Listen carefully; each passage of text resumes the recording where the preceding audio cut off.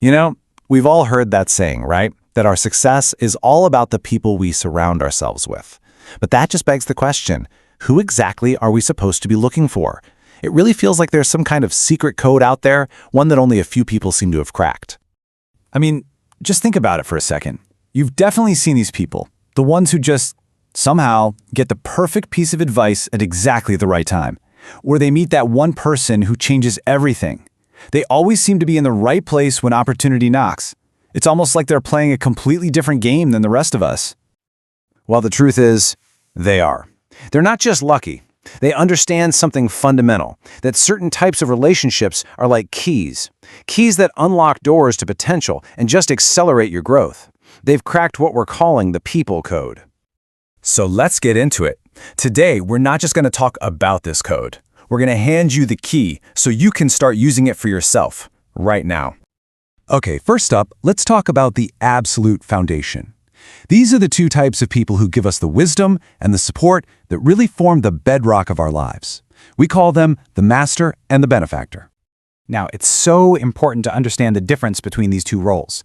A master, they give you a single, powerful insight, a new perspective that doesn't just help with your problem, it ends it.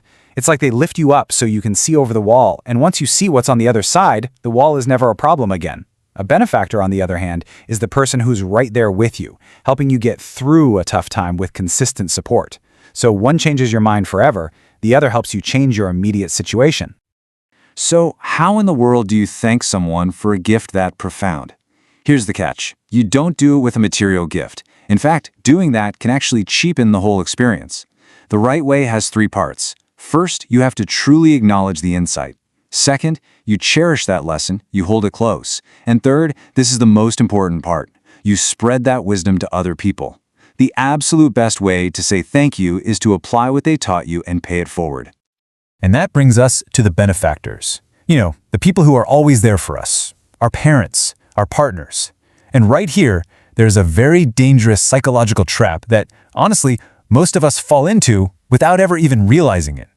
It's a slippery slope. It starts out so innocently. A benefactor does something nice for you, and you feel this huge wave of gratitude. But then, their support becomes consistent, and without even thinking about it, you start to expect it. And finally, when their care is just always there, a really weird thing can happen. That gratitude can actually sour and turn into resentment. You can find yourself getting annoyed by the very help you used to be so thankful for. So why on earth does this happen? Well, it's because we subconsciously do the math on the consequences. We get angry, we get short-tempered with our biggest supporters, because deep down, we know they'll forgive us. We would never dream of treating a stranger that way because who knows what they'd do. Just seeing this trap for what it is, that's the very first step to getting out of it. All right, we've talked about our support system. Now let's shift gears and talk about the people who actively create momentum, the people who are catalysts for opportunity. Let's meet the connector and the fortune bringer. The connector is that central hub in a network of really high-quality people. They are a person of deep trust and influence. Their power is their network. When a connector makes an introduction or vouchers for you, people pay attention. Entire industries, even entire countries, often revolve around a very small number of these critical connectors. Okay, next up is the fortune bringer. And this idea is almost mystical. This is a person whose very presence just seems to make good things happen. You've probably heard stories like this. A new baby is born, and suddenly the family business takes off. Or a new person joins the team, and suddenly the whole project just clicks into place.